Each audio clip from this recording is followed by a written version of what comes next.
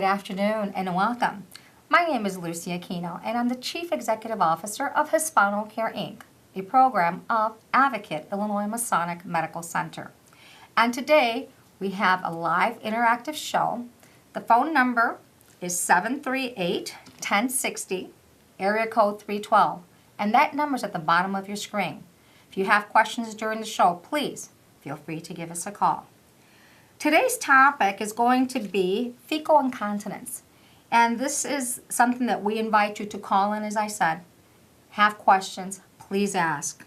Joining me today is Dr. Joaquin Estrada. Dr. Estrada, thank you for being on the show. Thank you for having me. Thank you. And Dr. Estrada is a board-certified colon and rectal surgeon affiliated with Advocate Illinois Masonic Medical Center. So, Dr. Estrada, I know that fecal incontinence is an inability to control bowel movements, causing stool or feces to leak unexpectedly from the rectum, so also called bowel incontinence or fecal incontinence. But Dr. Estrada, why this topic and the importance of it, and what exactly is fecal incontinence? So that's an excellent question. Thank you for asking. Fecal incontinence is one of those things that we often don't want to talk about. It's not something that you necessarily talk about at the dinner table, but it's very, very common. When you combine all forms of incontinence, and those are accidents either related to the bowel or the bladder, it's as common or more common than diabetes. Mm-hmm. Extremely common. I'm sure many of our viewers can count on their hand how many people they know have diabetes, if not as many people have issues with their bowels. It's extremely common, but the problem is most people don't feel comfortable talking about it. And today, what I hope to do is start a dialogue so that people are more comfortable talking about issues that can be very easily fixed. Your first question is, what is it? It can be something as simple as the uncontrolled accidents that might occur from the bowels leaking out of the body. It could be just simple moisture. It can be less confidence or even urgency, the need to run to the restroom, but you're never actually soiling yourself. It means a lot of different things to a lot of different people. But the good news is there's a lot of good options that we can do that are not invasive, oftentimes treated simply with just a conversation with your doctor or dietary measures. And that's really the most important, especially that conversation with your physician. So who's really at risk for fecal incontinence? So everybody can be at risk. You can imagine that fecal incontinence is an inability to keep things in place, whether keep the stool in the body, and so that's reliant on a muscle. That muscle has to stay toned. Over time, muscles in our body can get weaker as we get older. So patients that are of advanced age. Female patients are also at risk of having issues with incontinence, largely because they have less muscle in that area to keep it in place. More importantly, though, that many female patients have a history of pregnancy and vaginal delivery. And 30% of all vaginal deliveries actually result in a break in the muscle, so much so that over time, they're at risk of having these issues. Diabetics are also a very common patient population that is affected with it. Many diabetics have neuropathies, and neuropathies are inability to feel either at their feet or on their legs. That same inability to feel along those nerves can affect the control of the bowels. But those are the most common groups of people that are affected by it.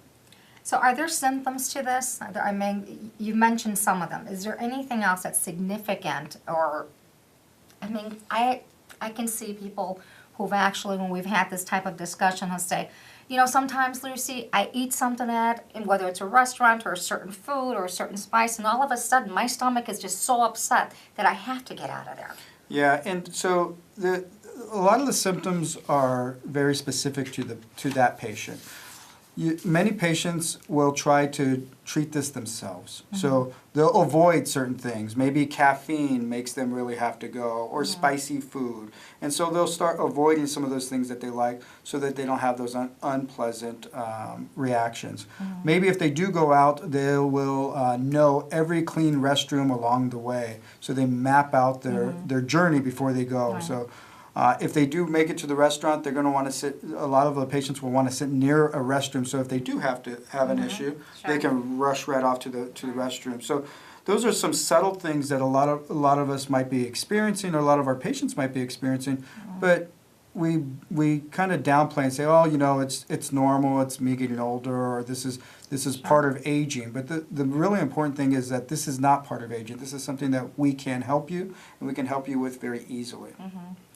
So is this something that's diagnosable?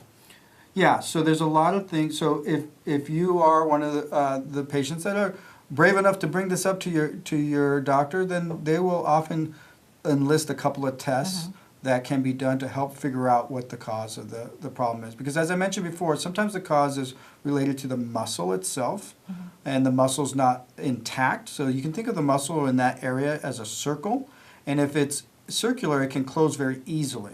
And if that circle is cut or impaired, it won't close as tight, in which case you'll have more likely to have leakage. So there's a very non-invasive test that can be done to check to see if the muscle is intact, or the integrity of the muscle is the way we'd expect it. There are other tests that we can do that can be done to check how strong that squeeze of the muscle is, and see how the nerve is communicating with the muscle and the colon and the rectum. All these tests can be done without changing your medications, without having to have a ride home, without having to take a big bowel prep that many people worry about for colonoscopies. These can be done very easily, and the tests can take roughly about 15 to 20 minutes. So it's very easy, very safe, and doesn't cause any harm to the patient. Wow.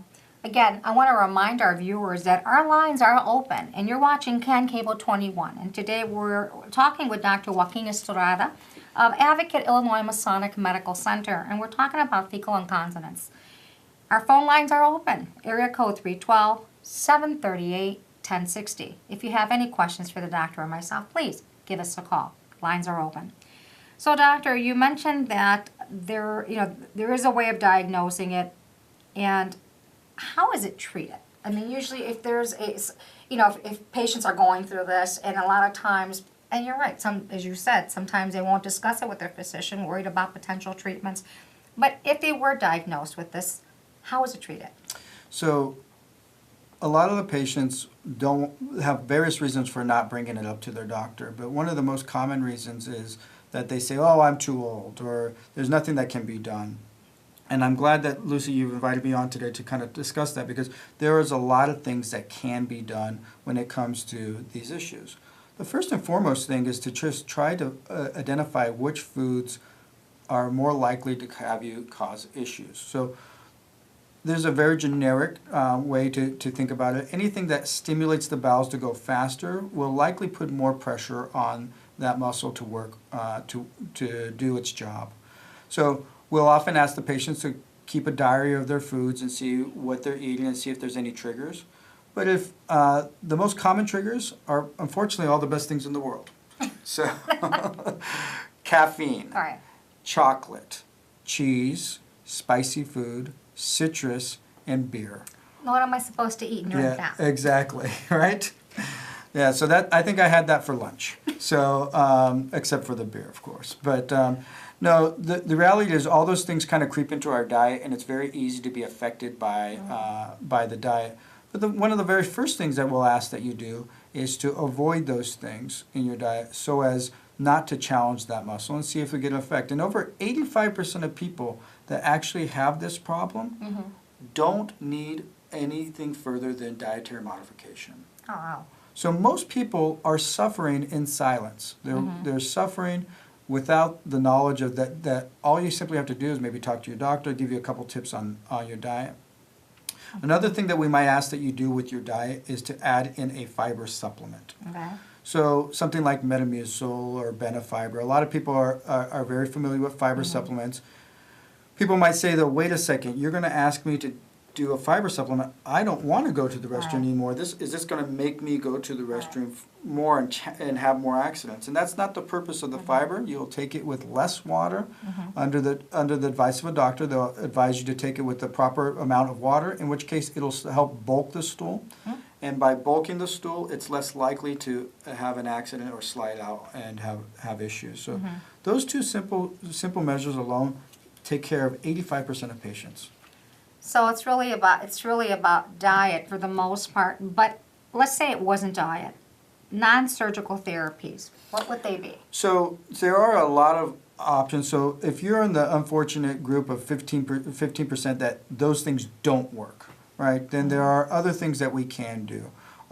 One of the most effective things that we can do is pelvic floor physical therapy. Just like if you were to hurt your shoulder and have a rotator cuff injury, the doctor would say, okay, maybe you need to do physical therapy. We have special physical therapists for the pelvic floor that can work with you to get those muscles stronger again. And oftentimes we actually forget how to use those muscles because we don't really spend a lot of time thinking how to use those muscles. We just go. And with the assistance of a physical therapist, they can help you recruit those muscles and actually bulk those muscles up. Another option would be what's called biofeedback, where similar with a physical therapist, we can actually show you on a computer screen how effective your squeeze is, how effective your muscles are working properly. Other options could be bulking the sphincter complex with a small injectable solution that adds greater bulk to the area so it gets a better close.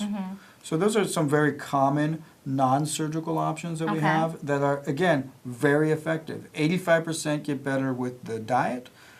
Of those 15%, probably about half of them get better with just those alone. Right, right. You know, I wanted to show this a little bit. Maybe you can walk us through this.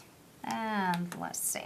So this is a simple diagram of the colon. So just for everybody's reference point, this here is the end or the terminal portion of the small bowel. The small bowel is responsible for digestion, and that connects to the large bowel, which is seen here and depicted more graphically. So the large bowel is more, particularly on the right side, is responsible for absorbing water, whereas through the top and then off to the left side here, this is more for storage of stool. So the colon itself is something that has very few functions, mostly for water absorption over here, but mostly for storage. But down here, and I think we have a better picture of this in the next slide, down here is where often patients have issues with the control of the bowels because, as I said, the colon's for storage, but in these areas here, the muscles work to try to keep everything in place. All right, not to mention that, let's bring this over and see. So this is a very anatomical picture, but I can try to walk you through this as well. Again, this is a graphical representation of a female patient. So we have the colon coming in here, connecting to the rectum. So this is a zoomed-in view of that end portion of the colon. You can see the colon coming in here, and again, you'll remember the colon is responsible for storage, so it stores the stool. The nerves in this area connect to the rectum, and they tell you that there's stool there and it's time to go. And so if there's nerves that are impaired from diabetes or nerve injuries or things of that nature, that sensing will not trigger you to go, and it'll just overflow and come out. So that's in this area here. As you come further down, though, you'll see this column, this picture here. These are representations of the muscle. There's 3 muscles that actually are responsible for the control of your bowels. One on the inside that you're probably not aware of, and then 2 near the end of it. 2 near the end of the rectum or the anus.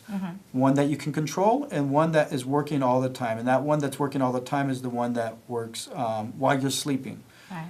And so I had alluded to this before.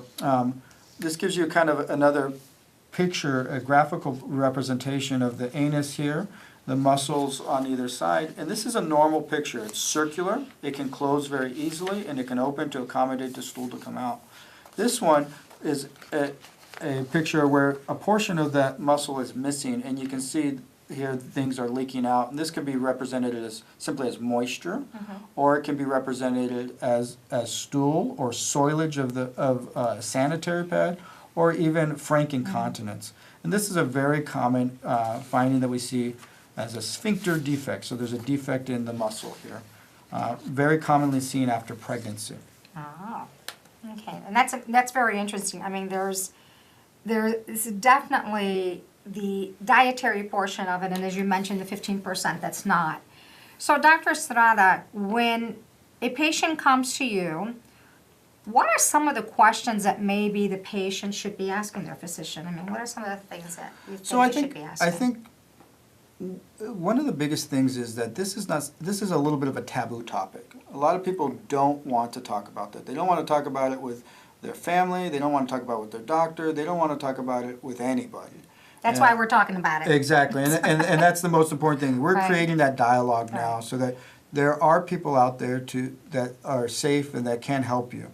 There are a lot of options when it comes to that. But one of the things, if you're having any issues down there, that's something that you might want to talk to your doctor about, whether you feel that you're going more frequently or you can't completely evacuate the stool, where you're having to go multiple times, or you're having problems with hygiene where it's very difficult to clean, or you find that you're using a sanitary pad, whereas before you would just leave the house comfortably without any protection. Now you're using a sanitary pad, or you've graduated to a diaper. Those are things that, Right. that you probably ought to bring up to your doctor, because there are things that can be done, that can very easily be done to help you.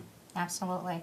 So, Doctor, for our viewers, I want to just remind them that today with us we have Dr. Joaquin Estrada with the Center for Advanced Care Digestive Health over at Advocate Illinois Masonic Hospital. That he's on that campus at 900 West Nelson. And if you have questions regarding this topic or colon cancer or anything else, please give him a call at area code 773-296-7095. Again, that number is 773-296-7095. So, like I tell many of the people that we educate in community for any disease state, or if you're questioning what is it that's wrong with me, what is it the questions that I need to ask my doctor, I always tell them, write them down. Yeah. Because we always tend to forget once we get there, don't we? Yeah, you get on the spot, and then all of Right. a sudden you're like, I had something I wanted to tell you, and then before you know it, the doctor's out.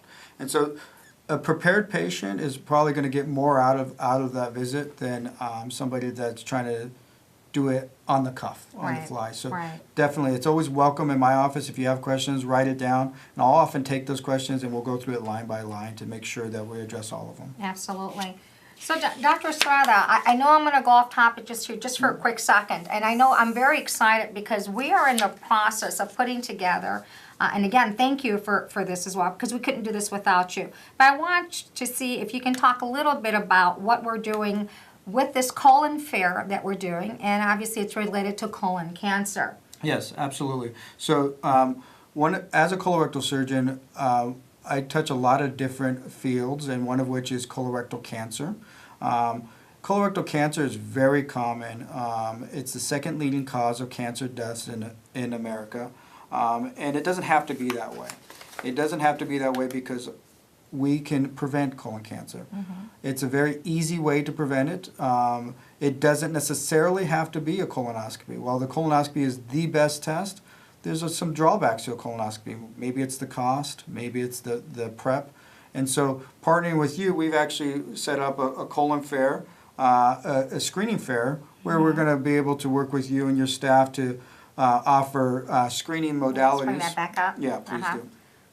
Screening modalities for cholesterol, blood pressure, the BMI, and then not only that, stool tests for colorectal cancer. And so that's something that we'll be giving away for age-appropriate patients, the patients that actually do need to be screened. We'll be giving away free FIT tests so that they can be screened for this preventable cancer. Right. And I think what's very exciting too is that day we are going to have Ask the Doctor's booth as well. Yeah. And we'll be providing three languages, English, Spanish, and Polish for the Polish-speaking visitors who will be visiting, and our Spanish-speaking visitors who will come.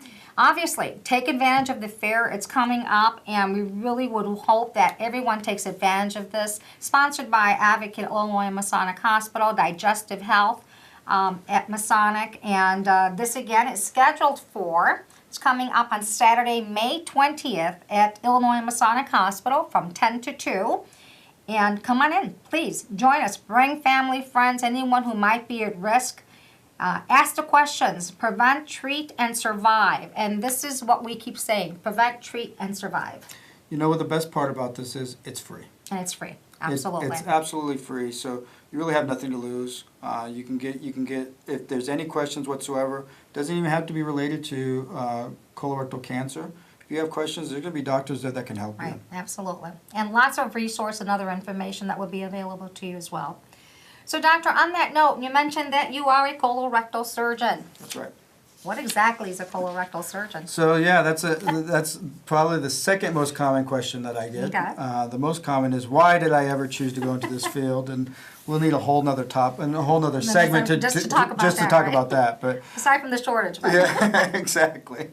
No, but a colorectal surgeon is a surgeon that does additional training beyond general surgery. Mm-hmm. So a colorectal surgeon is somebody that goes to medical school, a traditional 4-year medical school. They then do residency, which is additional training in general surgery. Mm-hmm. That's usually a 5 to 7 year fellowship, 5 to 7 year training program, and then colorectal surgeons do an additional year above and beyond that specialize specifically in the treatment of diseases that are related to the colon, the rectum, and the anus. Okay, that's a lot of schooling. It is a lot of schooling.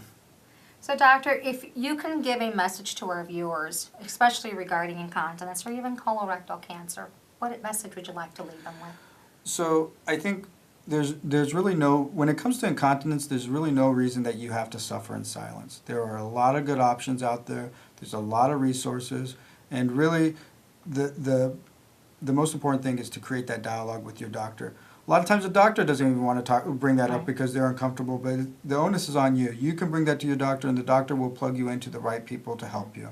When it comes to colorectal cancer is something that we can prevent and we can cure, and it can be done very easily. Nobody else needs to die from colorectal cancer. This is something that we can prevent.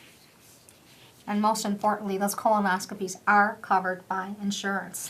Yeah, so colonoscopy, a traditional screening colonoscopy is covered by your insurance because it's a preventative measure. It's like a wellness visit to your doctor's office. Mm-hmm. And this is something that is covered. Patients that need to be screened for colonoscopies are patients over the age of 50, patients with a family history. Those are the two biggest groups. And then any patient that is having symptoms, whether it be blood, abdominal pain, or weight loss, those patients really ought to talk to their doctors as well to see if they need a colonoscopy. And that's why this colon fair that's coming up again, I have to mention it again because it is so important. Again, the colon fair that's coming up at Advocate, Illinois Masonic Hospital, Saturday, May 20th from 10 a.m. to 2 p.m. And free screenings will be available. Ask the doctor, his booth will be available, languages both. 3 languages actually, English, Spanish, and Polish would be available. Again, prevent, treat, and survive. This is something that no one has to die for, especially when it's preventable. Yeah. Absolutely. And I want to say one more time, it's free. It's free. It's free. Absolutely. It's free, and maybe we'll give some giveaways there as well. Absolutely. But a lot of resource will be available for you as well. So on that note, our time here goes by quickly. Yeah. So Dr. Estrada, thank you again for being on the show, and we really would love to have you come back and keep the conversation going. We can never speak enough about it, and with some other wonderful topics as well. So fecal incontinence can be a debilitating condition, and it has a wide variety of causes and symptoms. The many techniques to treat incontinence include both non-surgical and surgical therapies. It's a thorough discussion with a physician that should be needed, could be evaluated, and it's definitely something that therapies are available for. So on behalf of my colleagues at Advocate Illinois Masonic Medical Center, Dr. Estrada, thank you again for being with us. And thank you for Ken TV Cable 21, allowing us and giving us this venue to come out and to share with you such important information. So until next time, my name is Lucy Aquino with the Spinal Care of Advocate Illinois Masonic Medical Center. We'll see you soon. Stay tuned for more exciting, more information coming your way.